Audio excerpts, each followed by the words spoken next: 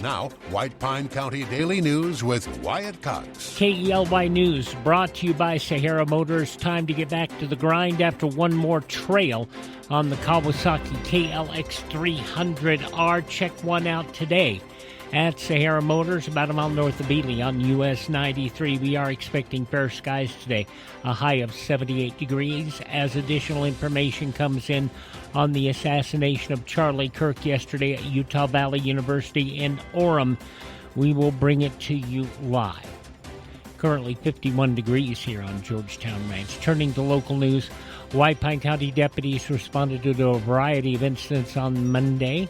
A hit-and-run damaged a business fence. Another report involved suspects breaking a residential fence. Deputies issued a citation for theft at a local casino, investigated a social media complaint. Accidents included a vehicle rollover in the county, a collision with a deer, and a separate crash at a business. Other calls include a reckless driver, smoke complaints, found property at a casino, and a welfare check on 3 children who were reported safe. In Tuesday's blotter, deputies investigated a burglary at a local business, reports of package theft in the city, both cases still under review. They're also looking into a child abuse concern and threats made over social media by an ex-partner. Other calls included a student theft at school, a domestic disturbance in a vehicle, and illegally parked cars in a township. Those owners received warnings. Deputies also issued a nuisance warning for a property filled with rubbish, and on county roads, one driver reported hitting a cow. White Pine County Commissioners got updates this week on fire service, natural resources, and local projects at yesterday morning's meeting, a quiet meeting by Commission standards. Ely Fire Chief Pat Stork recorded a busy August, 113 calls, 33 in the county. He said volunteer turnout has been strong. Recent training alongside the mine rescue team. County Fire Chief Court Hall announced a new ambulance funded in part by the William N. Pennington Foundation will be in service soon, stationed in McGill after a state inspection. Natural Resources Commissioners approved a letter to the U.S. Interior Secretary raising alarm about wild horse overpopulation. Horse numbers in Ely District more than 400% above federal management levels. Letters of thanks also approved for Governor Lombardo and Congressman Abbott following recent visits to the community. Airport Advisory Board Chair Michael Koster urged a long-term plan for Yellen Field, saying the runway is too short for emergency aircraft. He suggested a study of alternatives to better align with the county's federal lands bill. An open house at the airport set for September 27th. Free food for the community. Financial Reports Treasurer Catherine Backerick put county funds at nearly $78 million.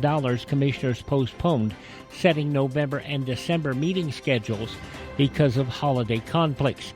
On parks and projects, Finance Director Kathy Workman reported progress on multiple SNPLA-funded improvements, including the Duck Pond restoration and Heritage Park.